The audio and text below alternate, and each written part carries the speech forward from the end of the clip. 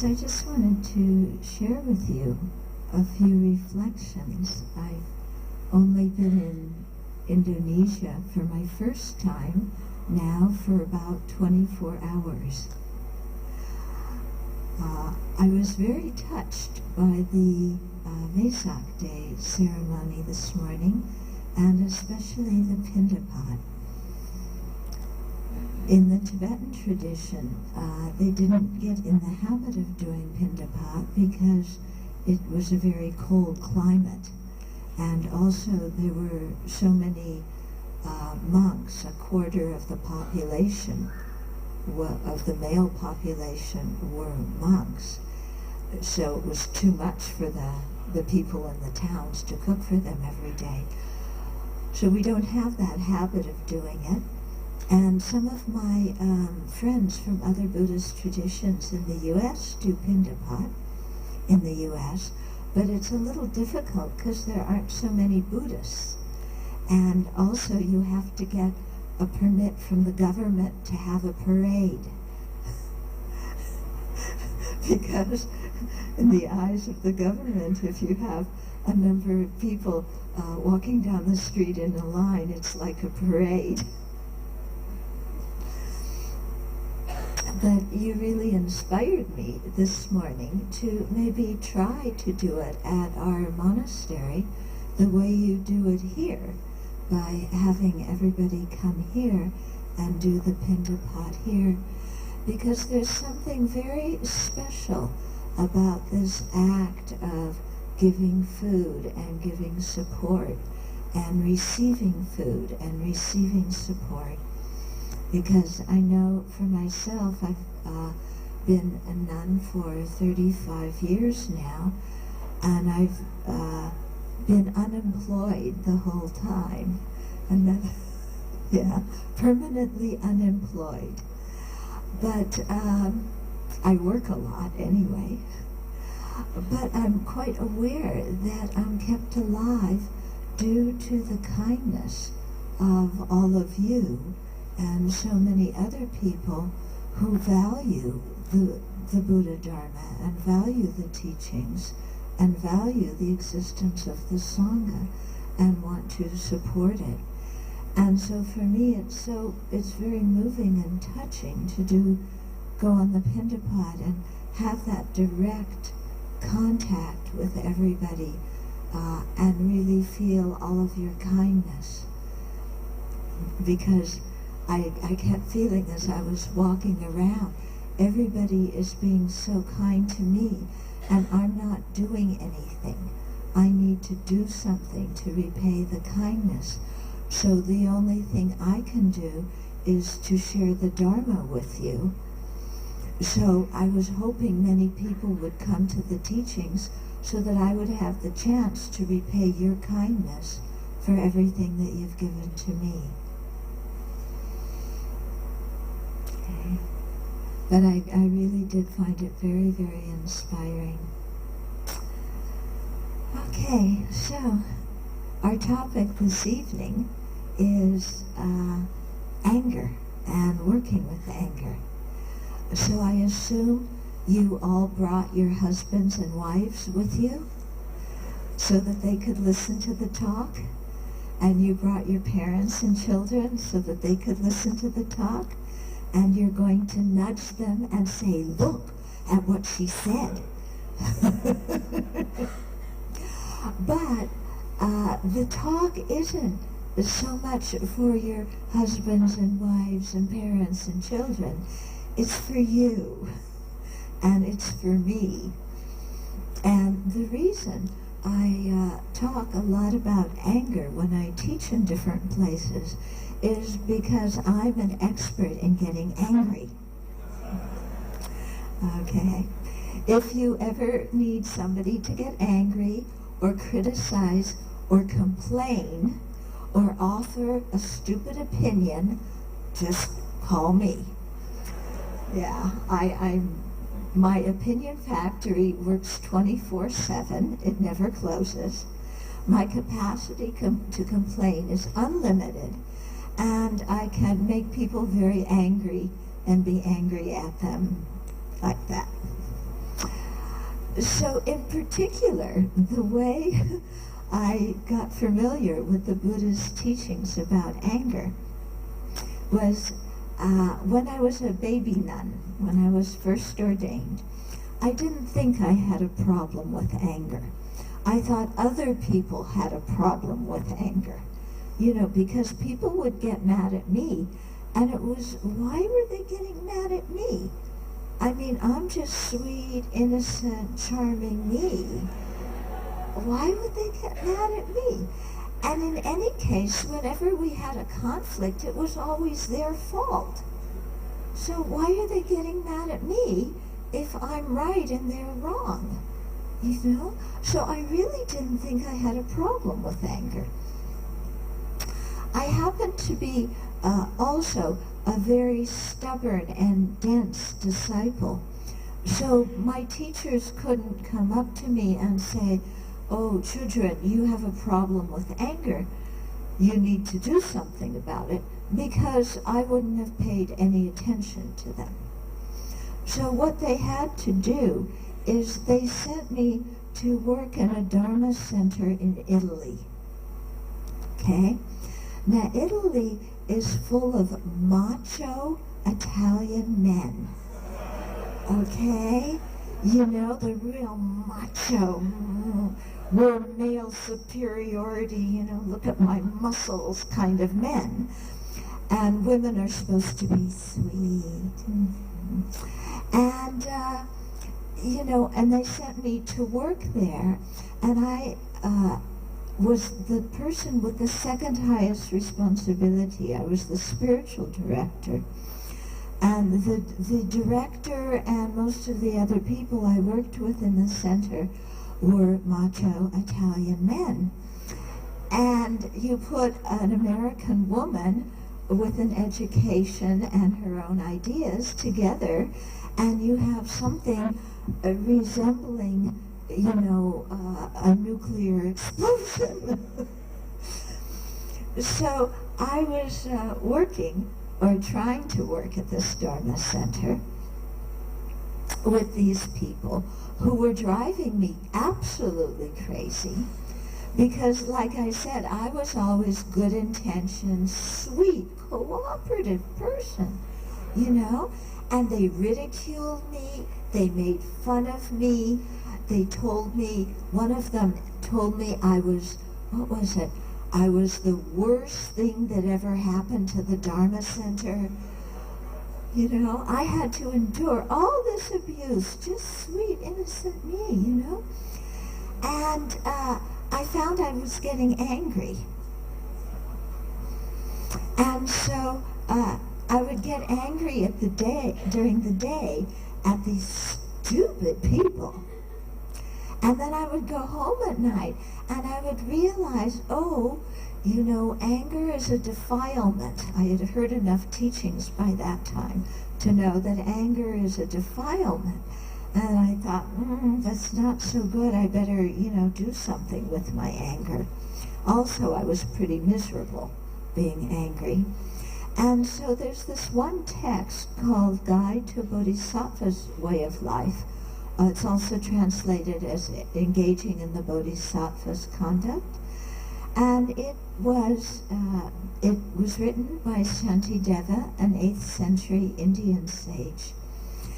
And chapter 6 was the chapter about patience or fortitude. So every day I would get angry, and every evening I would come home and study chapter 6 and try and calm myself down. And then in the morning I would go and get angry, and in the evening I came and did, study chapter 6. This is what you call cyclic existence, around and around and around. So finally I wrote to my teacher who had sent me there, and I said, please, my respected teacher, I can't stand it here any longer. I'm creating so much negative karma by getting angry, and it's all their fault. So I don't want to be reborn in the hell realm because of all this negative karma. So please, can I leave this Dharma center?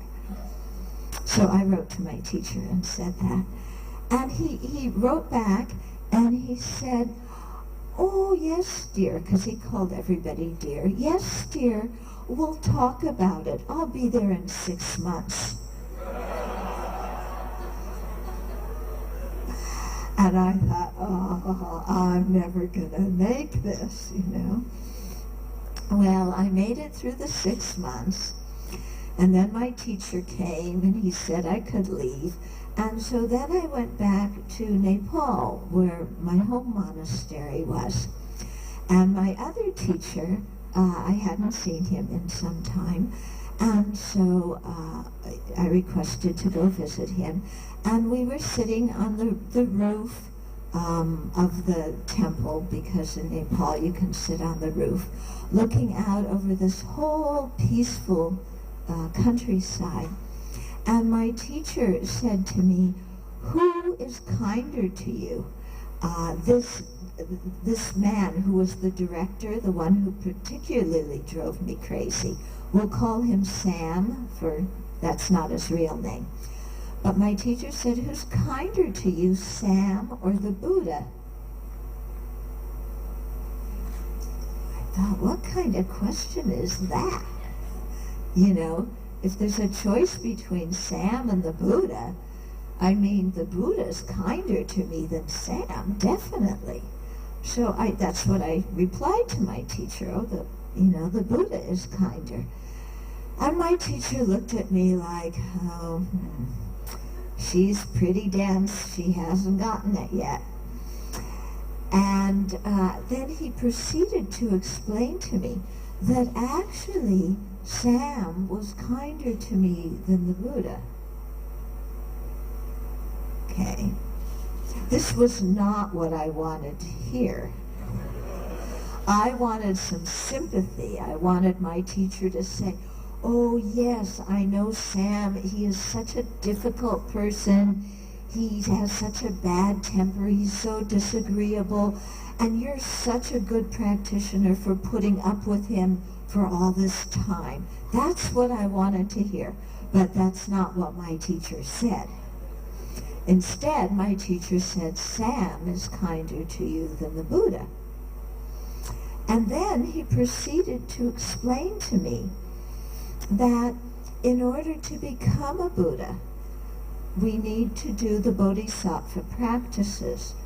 One of the 6 major Bodhisattva practices is called patience or fortitude, and that involves developing a strong mind that can endure suffering, can endure criticism, can endure adversity.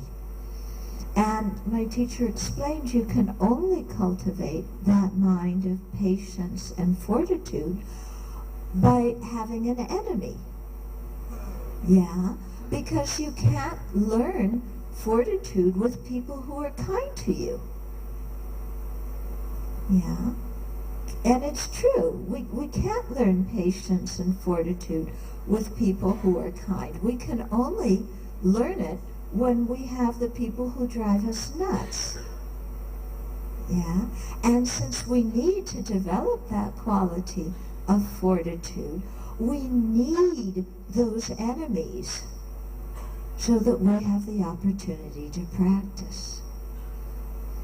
So this is what my teacher explained to me. It was a big teaching. Like I said, it wasn't what I wanted to hear, but it was certainly what I needed to hear.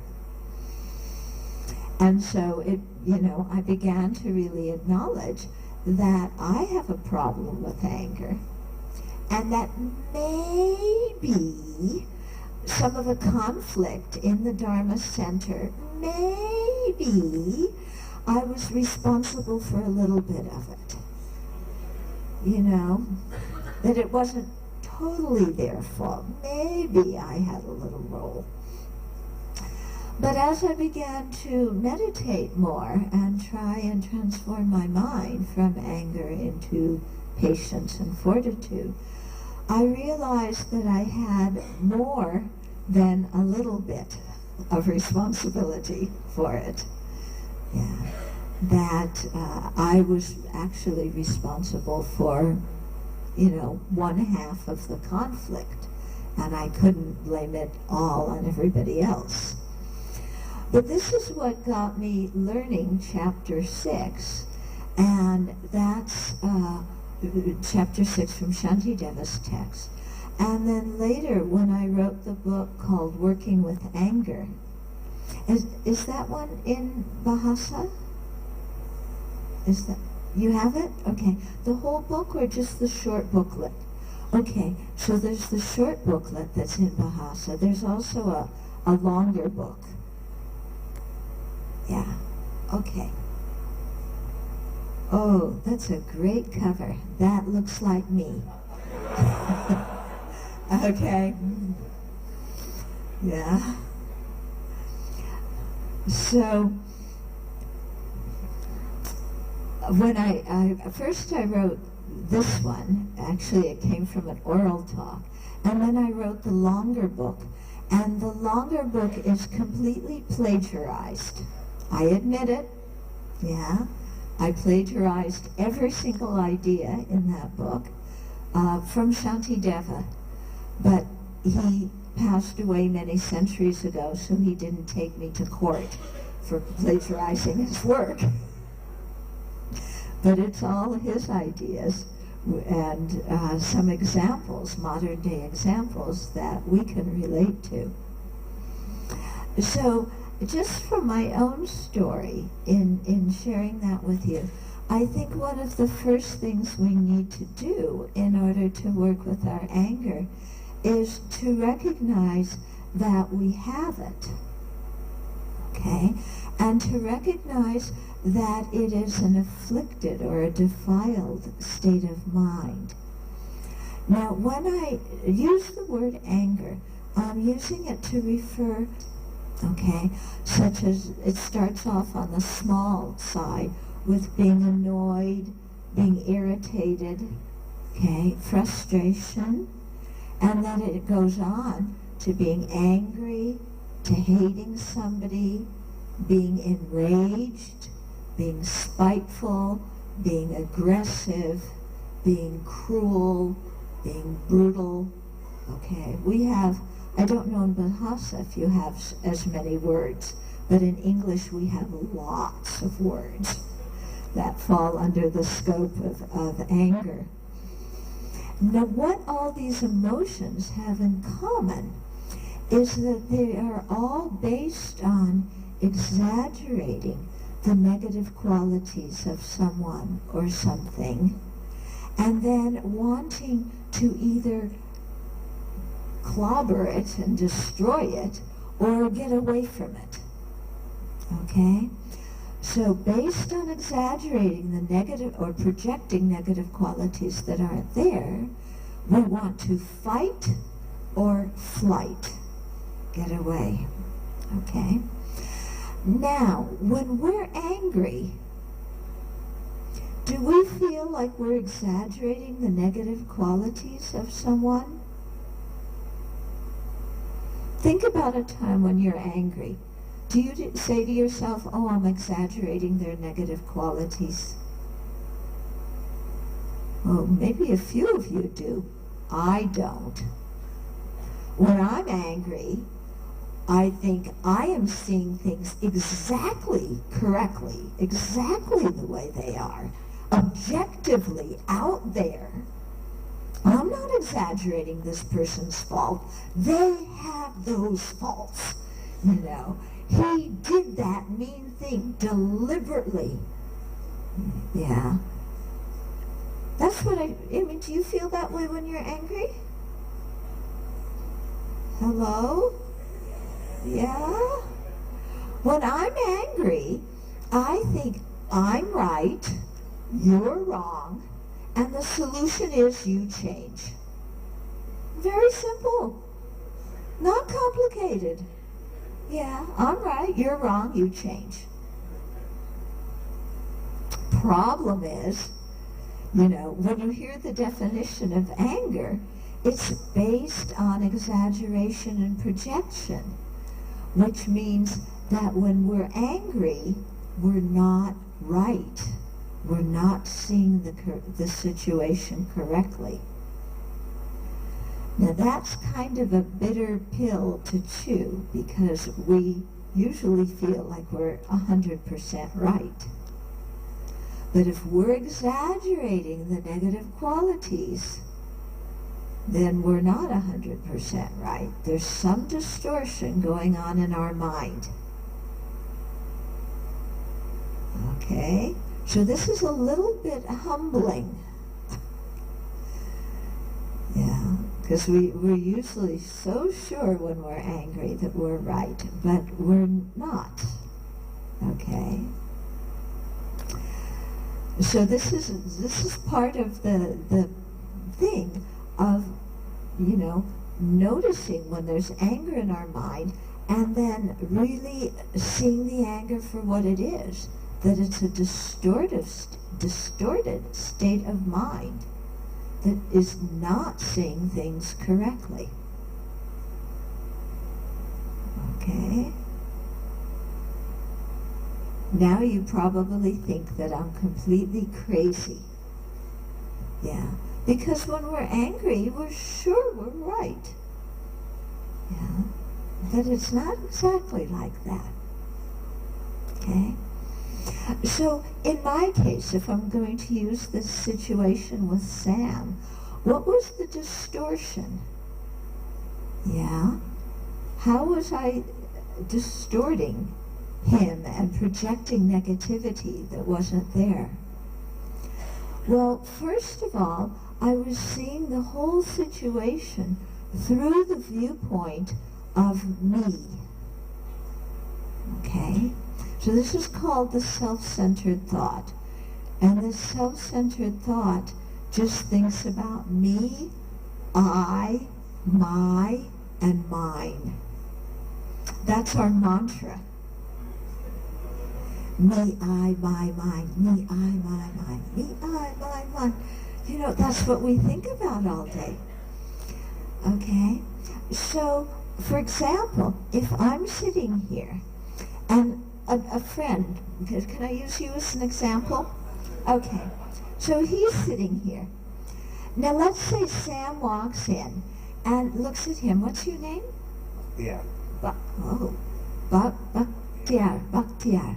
And Sam says, Bakhtiar, you're such an idiot. I told you to do something. You did it all wrong. You botched the whole job. You're not reliable. You messed it up, and you're just such a jerk. What am I going to do with you? So if Sam comes in and looks at Bakhtiar and says that, I don't have a problem. I don't get angry. Bakhtiar is getting angry. Yeah. And he's my friend, and I say, look, chill out, calm down. Sam doesn't know what he's talking about. You don't need to take it so personally, So that's what I say to him. Yeah. But if Sam walks in the room and looks at me and says the exact same words, except says children instead of Bakhtiar, and says, children, you're such an idiot. I counted on you to do something, and you did it all wrong, and, you're causing me all these problems, then it's an entirely different situation. If he says that to Bakhtiar, not a problem for me. If Sam says that to me, this is a big problem. Yeah. In fact, it is verging on national catastrophe. Yeah. I read the newspaper. Nobody, you can read about the war in Afghanistan. You can read about terrorism in Iraq. Those people aren't suffering. I'm suffering because of what Sam said. Now, isn't that a little bit exaggerated?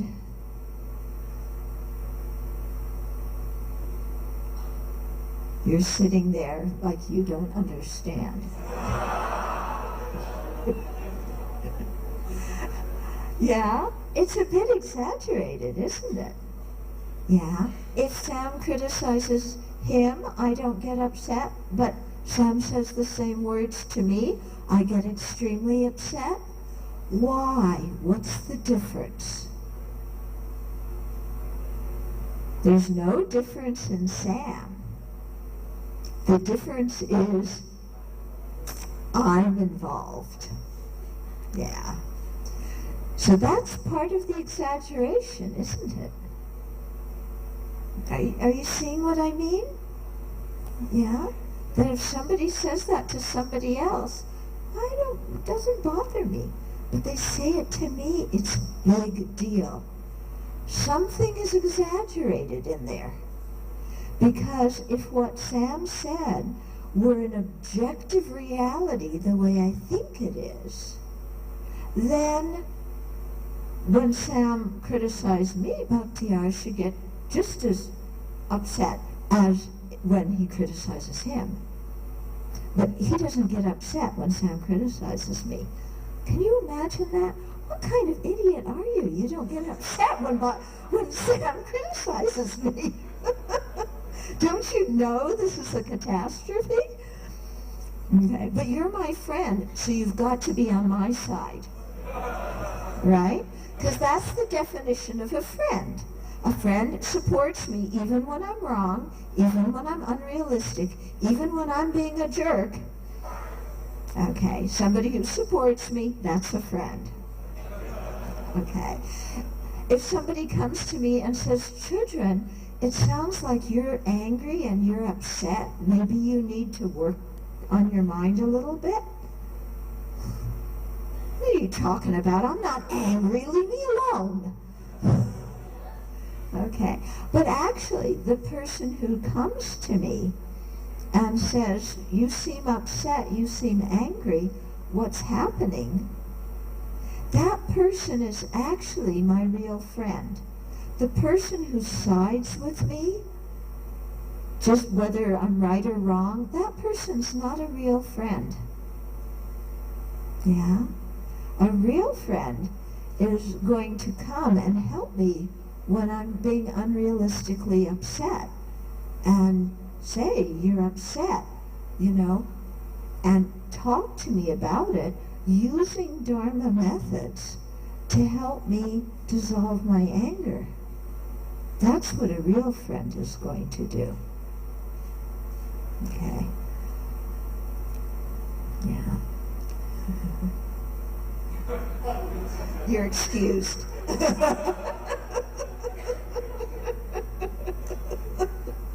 Thank you for siding with me.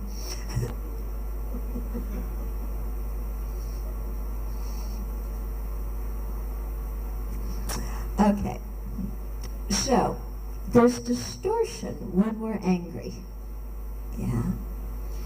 So that's one reason to work on our anger, the fact that it's not a realistic attitude. Yeah. And we want to have realistic states of mind, don't we? Yeah. We also want to have beneficial states of mind. Is anger beneficial?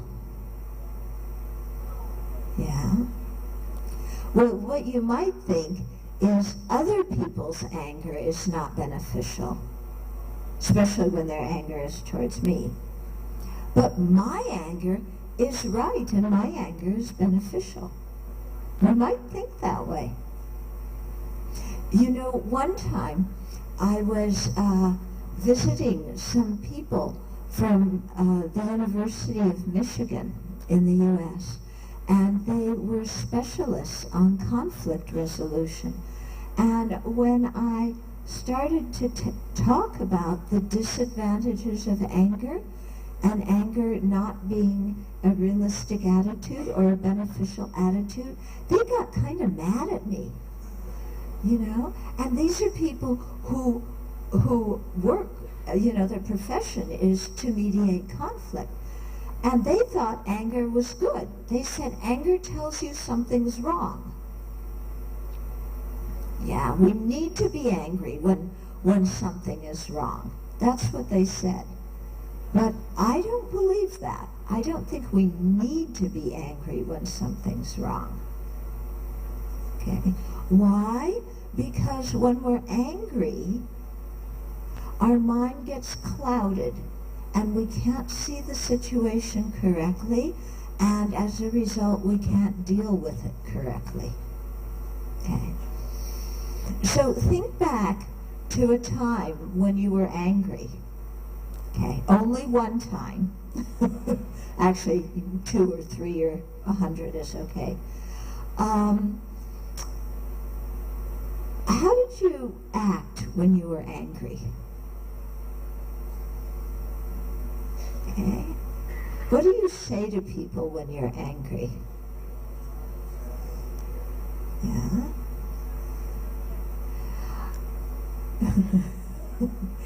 You don't want to say it out loud in public, huh? Okay. Yeah. So, when we're angry, sometimes we say the most horrible, cruel, awful things to other people, don't we? Okay. And who are the people that we get the angriest at? A stranger or somebody that we love? How many of you get angrier at strangers than at people you love? How many of you get madder at people you love than at strangers? Oh, it looks like there's only about 5 people in this room that get angry. The rest of you don't?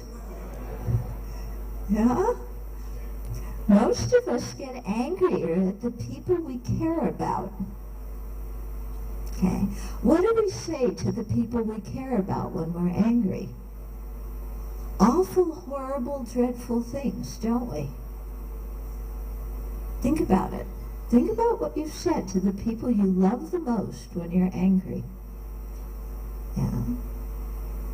And our anger destroys the trust in the relationship. It takes a long time to build up trust in relationships. A long time. But getting angry can destroy trust like that. Because we say such awful things that afterwards, when we look back at what we said, most of us feel horrible.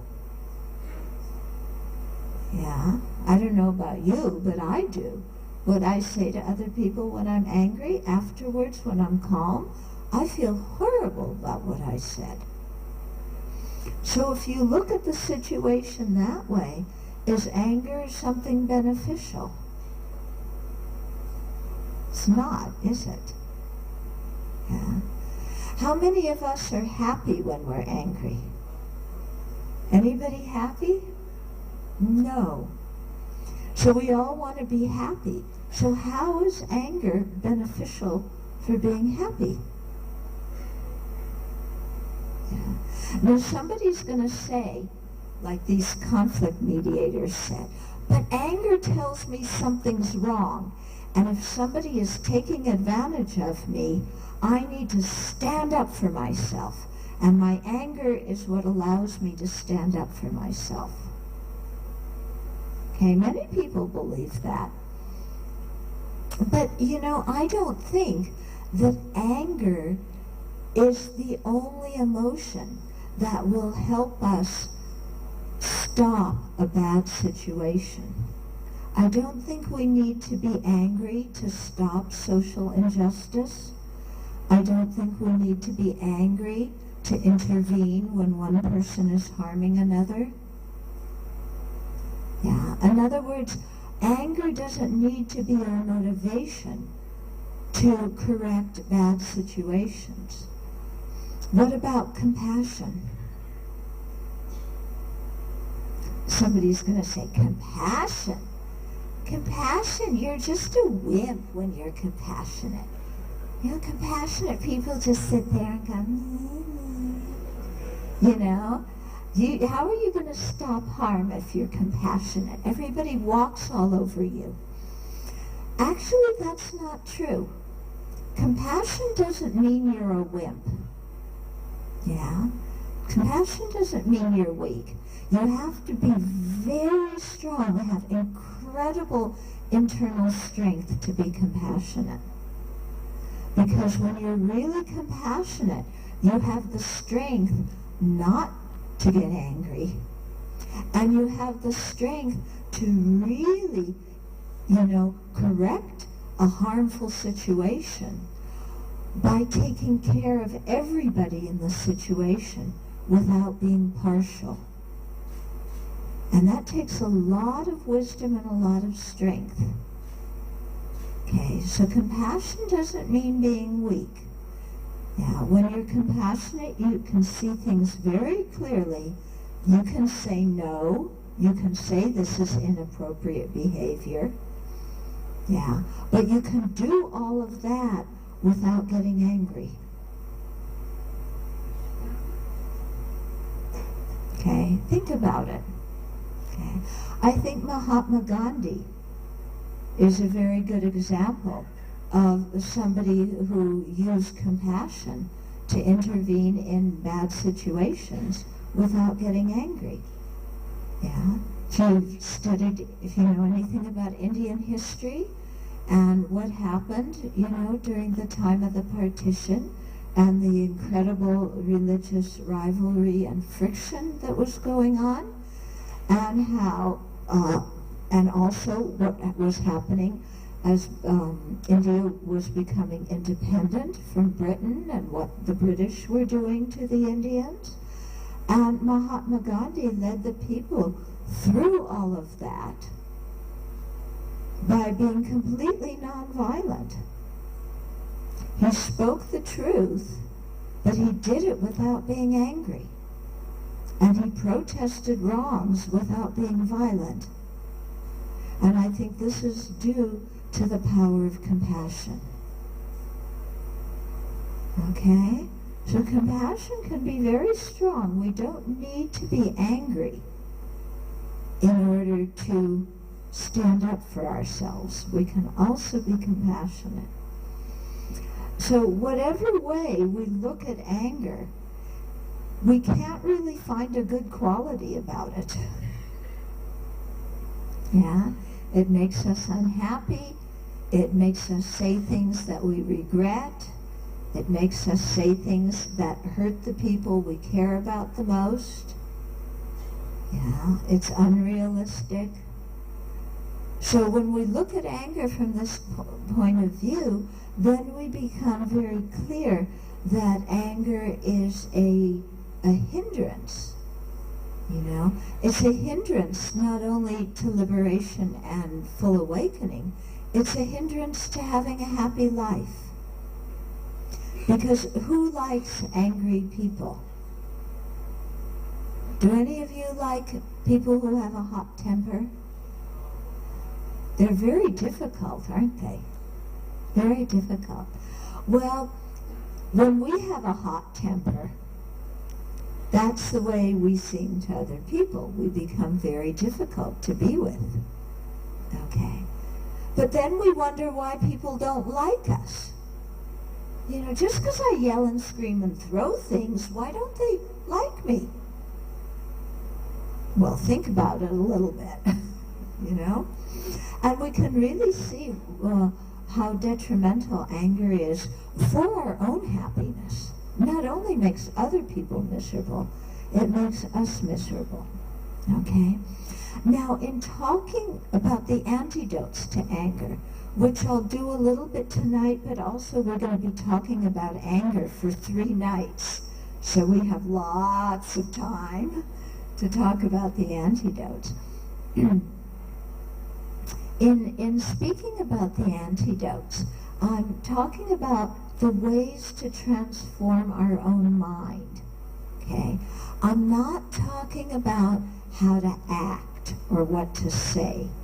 Okay? Because we're talking about 2 different things. Anger is an emotion. It's something in our own heart and mind. What we say and what we do are external actions. Okay? So anger is happening in here. It's different from what we say and do.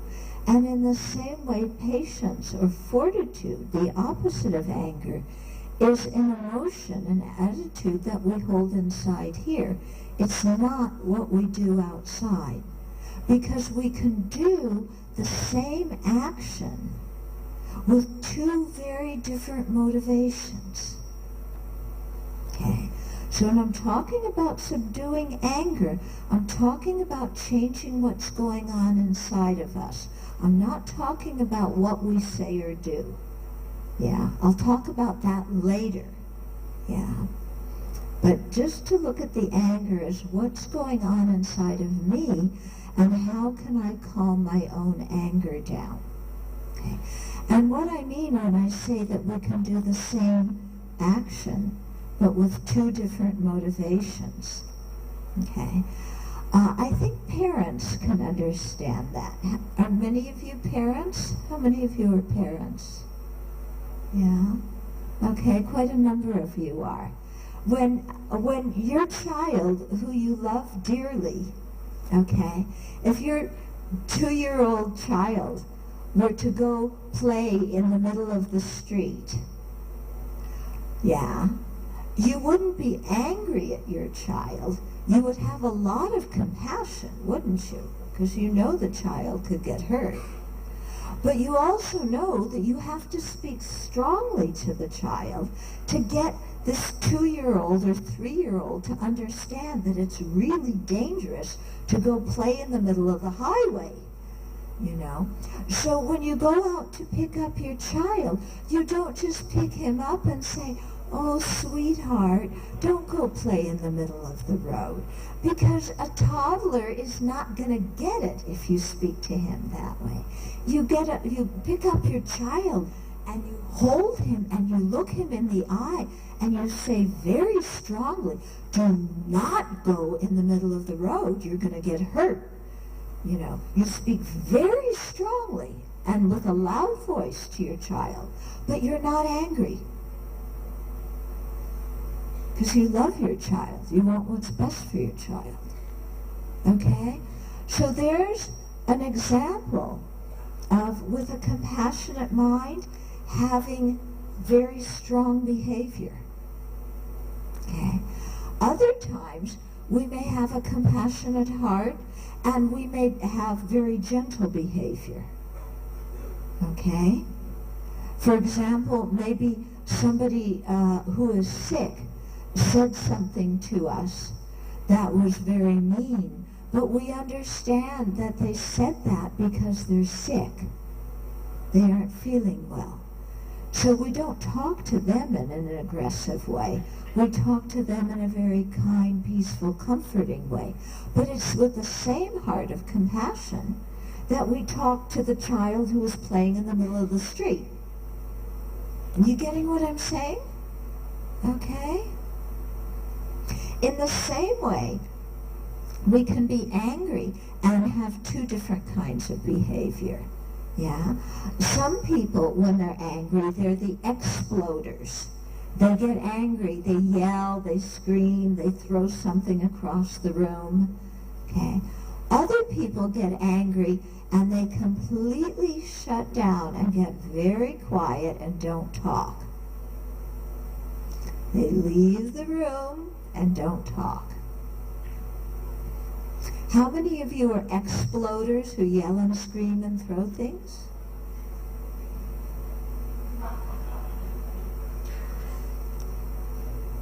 This side of the room is not very honest.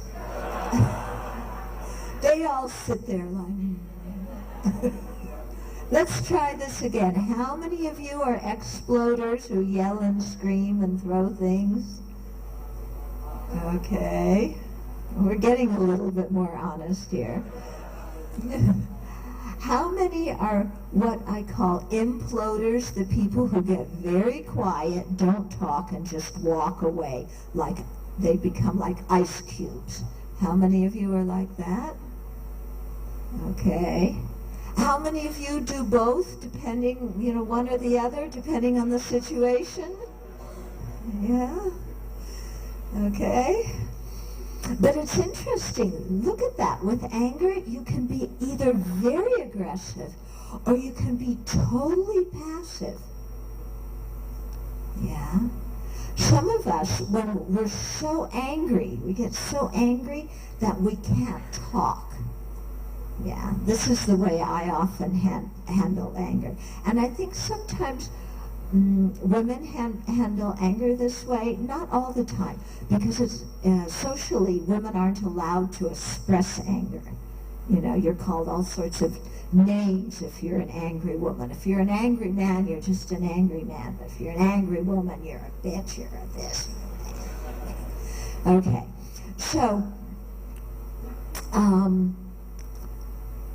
so what I would do, you know, when I would get so angry, I just, you know, I'm so furious at this person, just completely get very quiet, go in another room, yeah, and sit and sulk, yeah, and have a pity party. Okay, you know what a pity party is? Okay, you sit and feel sorry for yourself. Okay, it's a pity party. So you have lead balloons, you're all alone, and then you sit and feel sorry for yourself.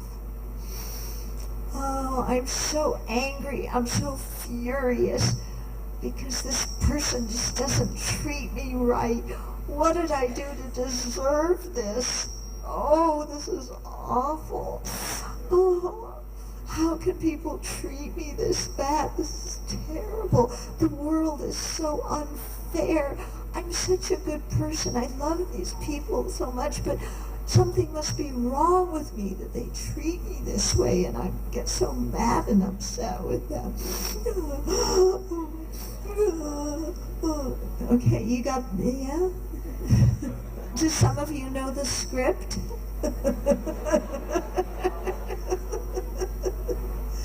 Yeah? And you sit and have a pity party.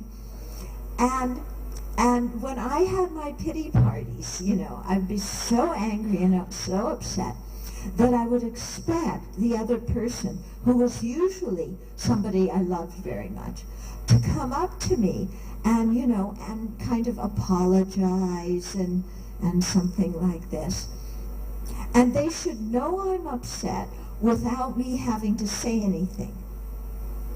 Right? Yeah? So I'm suffering. And they should know it, because they're the cause of it. And they should come to me and say, "Oh, children dear, are you upset?"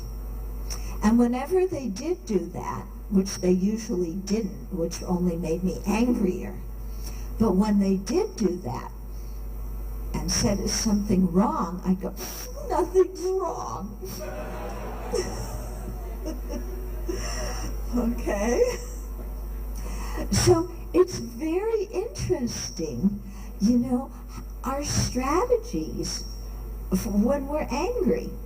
Because when we act like that, you know, we shut down, we leave the room, we say nothing's wrong when we're, you know, so upset. Yeah? What do we want most at that time? Yeah. I think what we want most is to connect with the other person, isn't it? But when we withdraw and we don't talk, is the other person going to connect with us? Are we going to connect with them? It's not going to happen.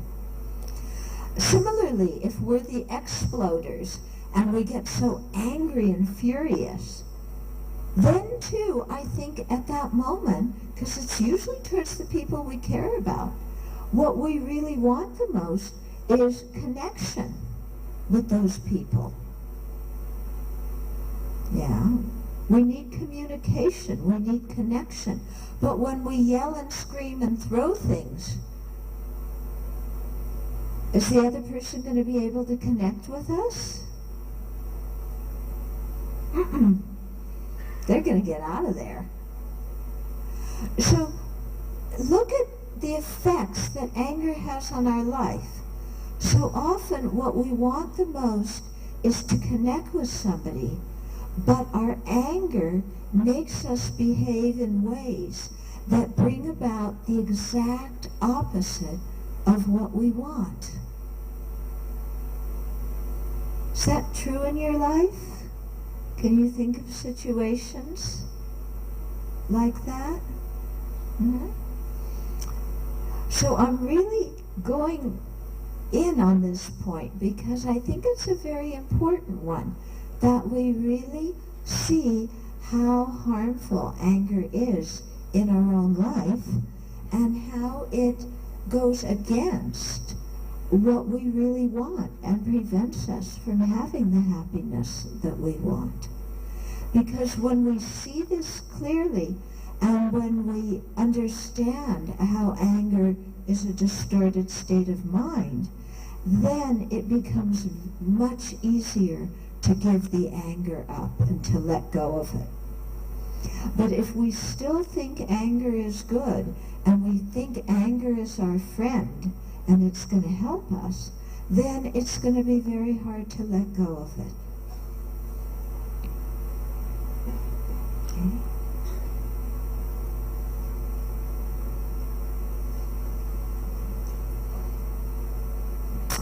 Okay, so far we've talked a little bit about what anger is, being an attitude that is based on exaggerating or projecting faults that aren't there, that leads us to want to strike or escape.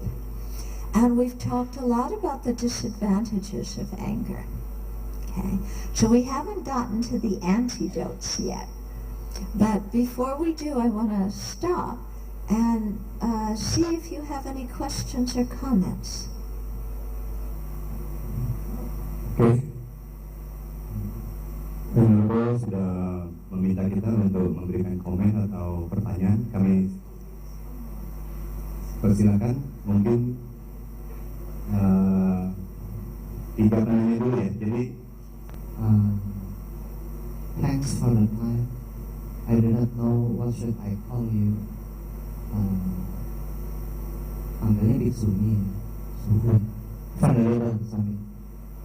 Venerable, thanks for the time. I just want to ask you, actually, I would prefer to read your books than listening to your preachment because I guess that there are some intrinsic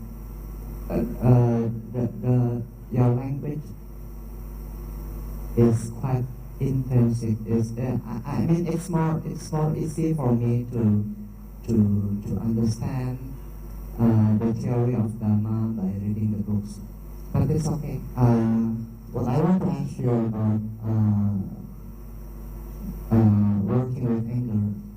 How does the meditation help us to overcome our anger?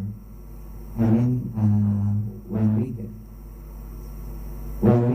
I like the word pity party. Just now you mentioned it. I write it in my diary because when I have a contemplation, when I write some stories in my diary, I always put your books as a reference. The only reference from my diary is your book, actually. When we get angry, when we have a pity party, cukup, maksudnya pertanyaannya cuma itu aja kan? Belum, satu. Sebentar, the last words. My question is, shall we take time? How long does it take to take the meditations to overcome our anger? Or we just a few minutes, when we get angry, we just go and take our meditation. The question is, how long does it take? Shall we wait for several minutes to take meditations to overcome our anger, or we just go directly for our meditation? Thank you. Okay, thank you. Do you want to say the question in Bahasa? Singkatnya ya. Jadi ketika kita marah, berapa lama kita perlu bermeditasi kan? Dan apakah kita perlu langsung melakukannya atau kita mencari momen atau waktu untuk berlatih meditasi untuk mengatasi kemarahan? Okay, yes, meditation helps. Actually, the Tibetan word for meditation is the same verbal root as to familiarize or habituate. So what we're doing with meditation is familiarizing or habituating ourselves with a positive and realistic emotion or attitude. So meditation is definitely going to help when we're angry. How long we need to meditate? That's completely up to us, and it's an individual thing. It takes some training to really learn to work on our anger and transform our mind. As I was saying within my story with Sam, I would calm my mind down in the evening and then get angry again the next day.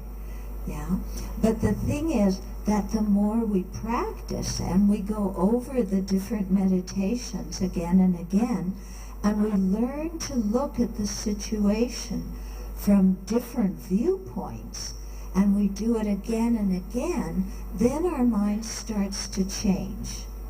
Yeah, but it's really a process of habituating and familiarizing our mind with a completely different outlook, a more realistic and positive outlook. And when we have a habit of a negative outlook, and this habit has been with us from beginningless time, it's going to take a little bit of work to transform it, okay? But if we work on it, because cause and effect work, the system of cause and effect works, we will definitely change, okay? One thing that I found very helpful, in my meditation practice in working with anger, is to remember situations in the past in which I got angry that maybe I still have a little bit of residual turmoil or discomfort about those situations in the past. And I think about them again, but this time I think about them using one of the Dharma antidotes. Now, like I said, we haven't talked so much about the Dharma antidotes this evening, but one of them, for example, is just this fact of saying to ourselves, I'm not seeing the situation correctly. Yeah? Pardon? Oh, can I repeat it? Yeah, just one of the Dharma antidotes is saying to ourselves, I'm not seeing the situation correctly, and my state of mind is an afflicted, deluded one. Just sometimes recognizing that is enough to really help us start to let go of the anger. Okay? But we have to familiarize our mind with that again and again and again to really overcome our habit of getting angry. Okay? So what happens as we're working on our anger is at the very beginning we still get very angry. Then we go and we sit on our cushion. We think, we meditate, we look at the situation from a different perspective. We remember the disadvantages of anger. We calm down. Okay? But it takes us a while to do that because we're not so familiar with this new way of thinking. But as we get more and more familiar, then it takes less and less time to counteract the anger. And our mind gets more and more familiar with looking at the situation differently. For example, just bearing in mind that anger is a troublemaker. And if we bear that in mind, then even when we're with somebody who is saying things to us that would normally infuriate us, we bear it in mind. Oh, anger is a troublemaker. I don't need to get angry just because somebody's saying this. I don't really need to get angry. Yeah? And I think that's a very important thing to realize, that we actually have a choice about what emotion to feel, when we're in different situations. Because sometimes we think that the only possible response we could ever have is anger. If somebody criticizes me, the only thing I can do is get angry at them.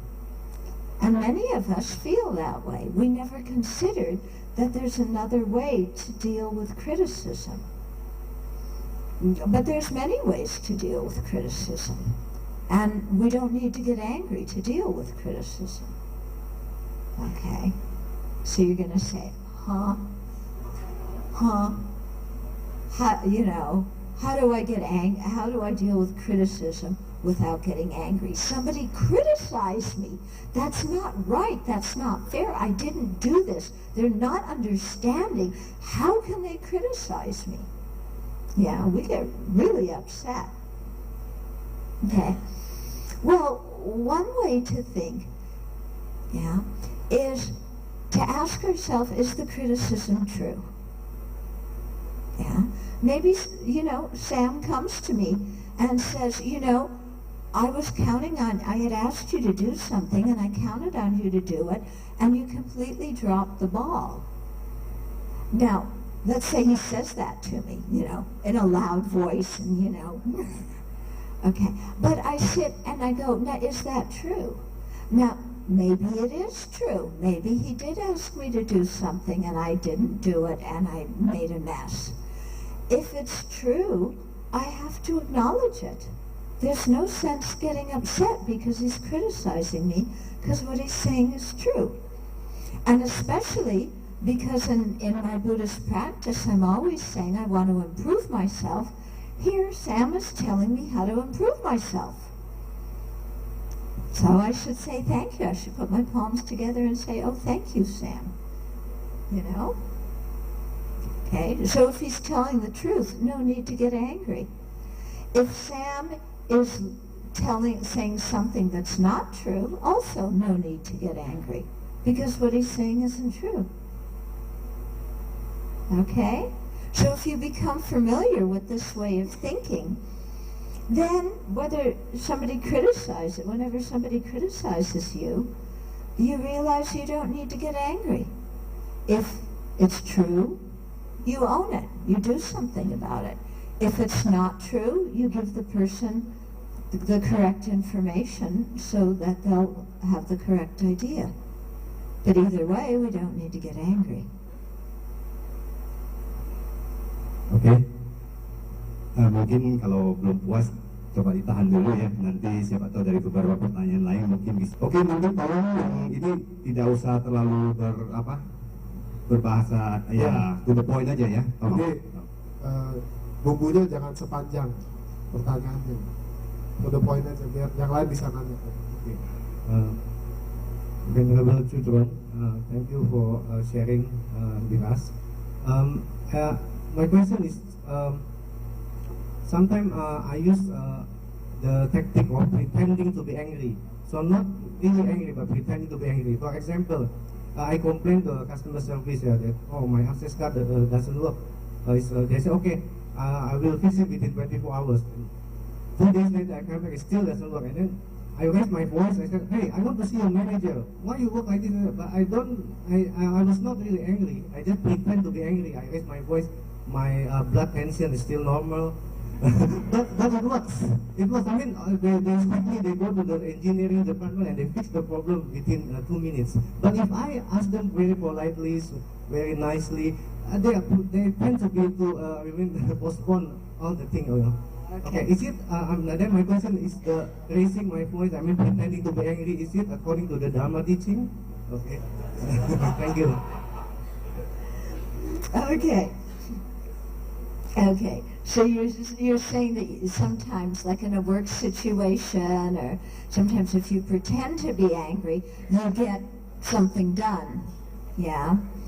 And sometimes that works, sometimes it doesn't work, because sometimes, other people don't always like people speaking to them rudely or in an angry way, and sometimes when you do that, they become less cooperative. So I often find that first I try the positive way, And actually, we just had this situation. Our internet at the monastery where I live, because we live in a rural area, our internet doesn't always work. And it was out for 4 days right before I was leaving on the trip. So I have to admit I was getting a little bit upset. Just a little bit. But what I did is, when we called the guy who runs the internet, we found out that the antenna on the mountain had come off. Now, I could have said to him, come on, just get up there. I know it's snowing, but you get up there and get on top of that mountain and fix that internet because it's so inconvenient for us. And I could have done that, even maybe with not very much anger. But what I said to him instead is I actually stayed calm, and I said, can you help me? I'm leaving on an international trip in 2 days, and I really need to get online. If the weather clears up today, could you go up on the mountain and try and fix the antenna? Can you help me? Okay? And, either way I did it, I think he would have done the same thing. But I think sometimes when we appeal to people and tell them, how we feel and what we need and ask them to help us, people are very often quite happy to help us because people feel good when they help other people. They don't feel good when they feel pressured because somebody is scolding them, even if that person isn't angry. Okay? So I think always try the way of expressing what you need and what you feel and asking somebody for help. Try that first, and then if that doesn't work, you can pretend. Okay? Okay, next question. Hi, good evening. My name is Vivian. I'll keep this very short. I deal with anger a lot of time at work, especially with my boss. So I've been reading your book, and I think I've read it around 5 times. And what I've learned is that I can calm down after reading the book and look at the tips that you have given in the book. However, I still have problem dealing at the time I had the argument. It's because when I have, at the moment when I have the argument, what I can think about is when he slapped her in the face. So I just want to listen to some tips or tricks from you regarding how to handle the anger at the right moment of a huge argument, especially it's like it's with my boss. I cannot really fly or fight with her because I won't get my salary at the end of the month. Okay, thank you. Okay, so your basic question is what to do at the time in the situation. Yeah. Okay. I think one thing, it's going to depend a lot on different situations. Okay, so I'm only speaking general. You're going to have to look and see how to navigate each situation separately. But I know for myself to try and listen to the person. Okay, don't pay attention to the volume of their voice or the tone of the voice, but try and listen to the person and hear that they're unhappy. Okay, so to really think what I have, excuse me, to really think what I have in front of me is an unhappy person. Yeah, I have enough water. Thank you. And so to really think, what this person is saying to me is not so much a statement about me as much as it is they're saying I'm unhappy.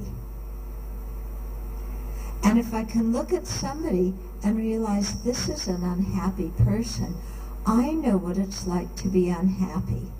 And so I can sympathize with somebody who's unhappy. I can be kind to somebody who's unhappy because I know what it's like to be unhappy. And so if I think like that, that helps keep me much calmer in the situation.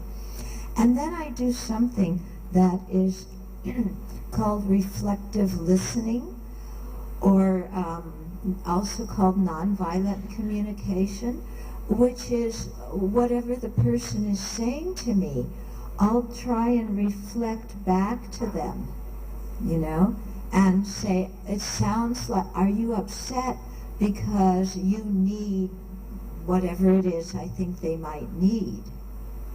Okay, and so in that way offer some empathy and some compassion, and show them that I understand what they're feeling and what they're needing.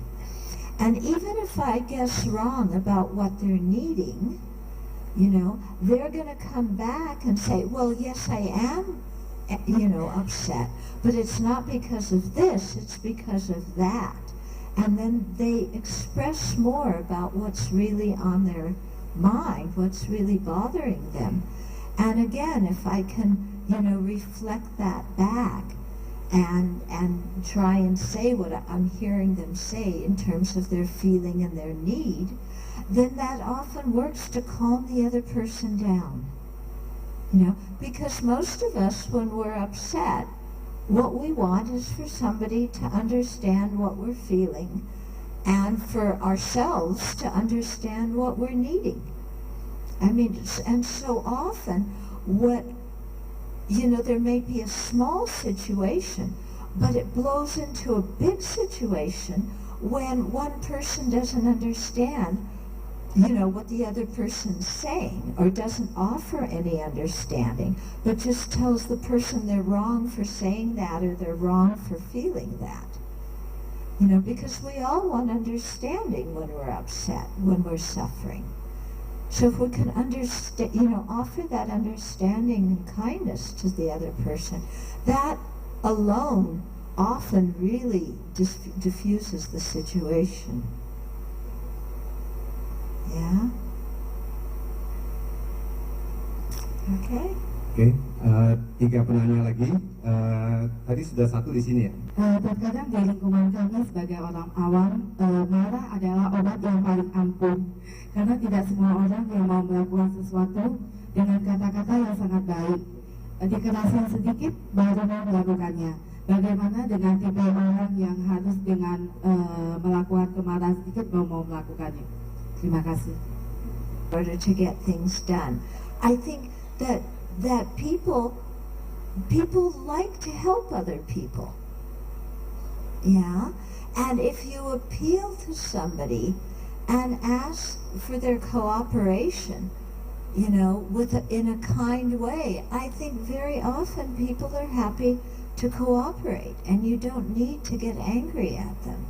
You know, it's like if you're a teacher in a classroom and you have a child who isn't behaving, if you just keep getting angry at the child and yelling and screaming at the child's not gonna, you know, they're still gonna be very rebellious. But if you try and take that same child and make him into your helper and give him some kind attention, he's going to behave much better in the classroom. Okay? So it's the same thing with adults. I think if we can appeal to people, you know, please help me. I need some help. You're a kind person, or you have the ability to help me. Can you help me? And explain why we need the help. Let's try that first, before assuming that the only way to get things done is to yell and scream and make a scene. Okay? Yeah. I remember once being at a restaurant with somebody, and this person was very unhappy. The person I was with was unhappy about the way the food was cooked. Yeah, so they called the waiter over and said, you know, this food doesn't taste right, it wasn't cooked properly, and they were angry. And so, you know, everybody in the restaurant starts looking at our table. and I just thought, wow, you know, this is what I look like when I'm angry. You know, making a scene in a restaurant. And I thought, you know, you could just as easily say to somebody, oh, you know, I know that the chef is trying to do their best, but the food is cooked a little bit too well. And when I eat food that is cooked, you know, overcooked, I don't feel well. Would you mind taking it back and doing it again? Then I think they would do that. Yeah? I'm not saying what you want me to say, but what to do. Okay, next question, Lady. Okay, I think this will be the last question. Last question. Yeah, last question. Mohon maaf ya, ini yang tadi saya sudah booking 2 sebenarnya, tapi sorry untuk sisi yang ini di sana ya, sorry ya. Besok bisa kita lanjut lagi ya. Come back tomorrow. Besok kita lelang katanya. Okay, 2 questions, please. Do I need to step over there or just from here? Hi, it's my honor to be here. My question is, there is an understanding that it is not healthy to hold your anger, and it's much more healthy to just express your anger. So I want to know what's your opinion.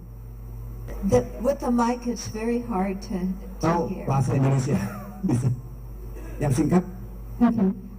There is an understanding that it is not healthy to hold your anger, and it's much more healthier to express it.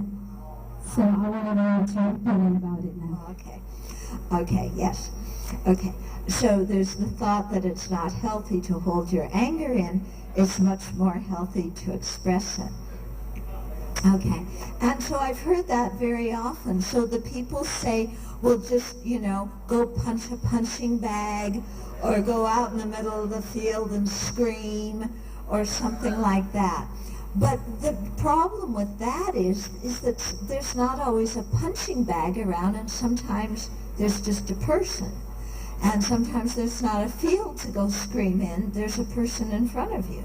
So if you develop that habit of getting your anger out in that way, it's not always going to work in terms of you know, being effective and conducive for other people's happiness.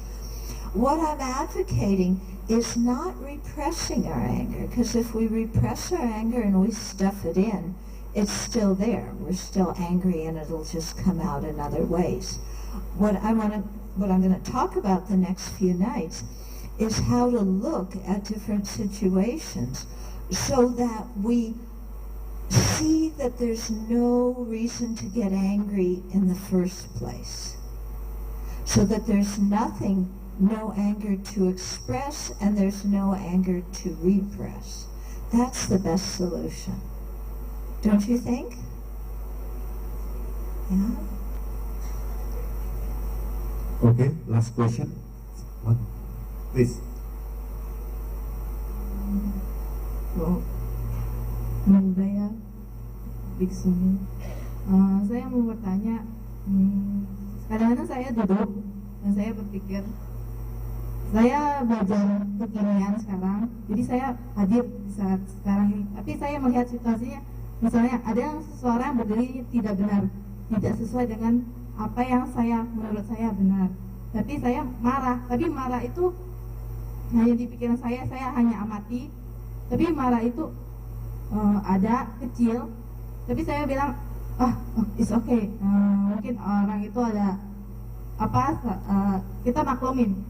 Habis itu muncul lagi marah kecil lagi, yang lain yang berbeda dengan menurut pandangan kita, kecil makin lama mungkin timbul, tapi kita memakluminya lagi. Kapan sih kita berhenti yang kecil seperti itu dan kita sedikit-sedikit memakluminya? Kira-kira mungkin ada cara yang lain yang membuat saya berhenti untuk berpikir yang kecil-kecil, marah-marah kecil itu. Oke. Oke. Nanti setelah ini memang ada kesempatan untuk menandatangani buku, ya, buku ya. Kalau ada yang sudah beli buku, tapi terbatas ya, hanya 5 menit. Okay. Yeah, please. Okay. When you see things and you get upset, and then you're acknowledging that you get upset, okay, then what are you doing? You know, often we just acknowledge we're upset, and then we keep acknowledging it, and we acknowledge it again and again, and then what we start to do is ruminate on the situation. Go around and around and around. Oh, why did this person do this? Yes, I'm upset, I'm mindful, I'm upset, but why are they doing that? They shouldn't do this. Why am I getting angry? I'm a Buddhist, I shouldn't get angry. You know, I'm practicing mindfulness, I shouldn't get angry. Oh, I'm mindful that I'm upset. You see, what's happening is we're starting to spin around, okay? And we've actually lost the mindfulness at that time because we're having a lot of opinions about what we're doing. You know, we're saying, oh, you know, I shouldn't have this anger. The anger should have gone away by now. You know, something's wrong with me. This mindfulness isn't working.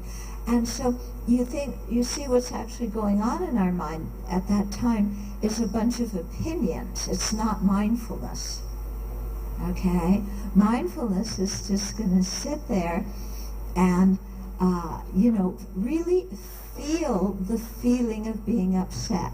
And what I do is I'll say to myself, I'm upset or I'm angry, you know, and then I ask myself, why do I say I'm angry? Why do I say I am upset? In other words, on what basis am I giving the label upset to what I'm feeling? And then I start to look at my body and examine my body, okay? And what sensations are going on in my body that that I label I'm upset on those sensations.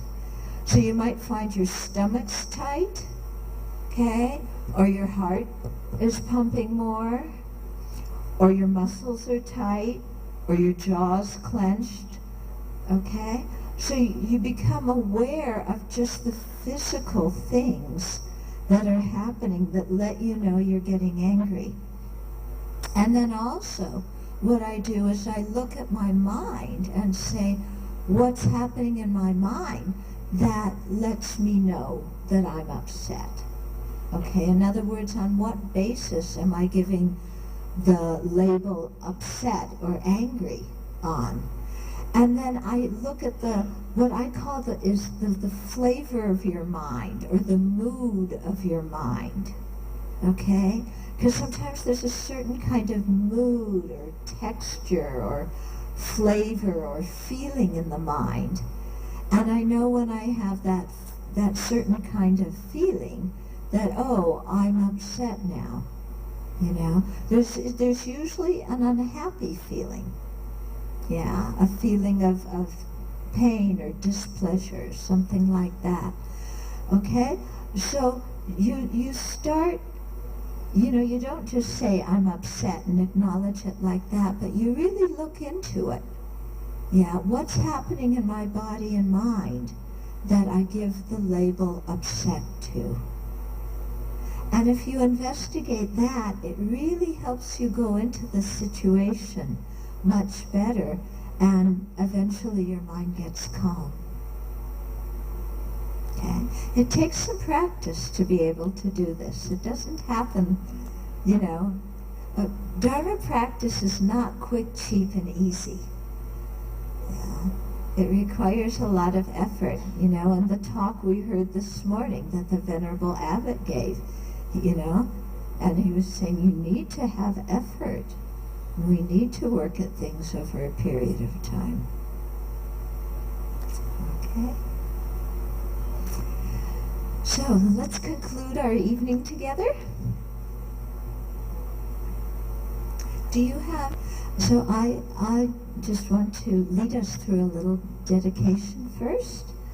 So let's spend a moment and rejoice that we spent the evening together thinking about something really useful and looking inside at our own hearts and minds. So let's rejoice at how we spent the time. And let's rejoice at the sincerity of everybody here in this room, how everybody listened attentively and really trying to understand so that they can overcome their anger. So let's rejoice and feel happy about what we ourselves did and what everybody here did. And then let's dedicate all the merit that we created from our discussion this evening. We might even think of that merit as light radiating from the center of our chest. And let's send our merit out into the universe, again with our sincere wish that it result in everybody being able to live peacefully within themselves, and for people to be able to live peacefully together. And in the long term, let's dedicate so that everybody can become a fully awakened Buddha. And then I'm going to chant a dedication. Due to this merit, may we soon attain the awakened state of Guru Buddha, that we may be able to liberate all sentient beings from their suffering. May thy precious Bodhi mind, not yet born, arise and grow. May that born have no decline, but increase forevermore.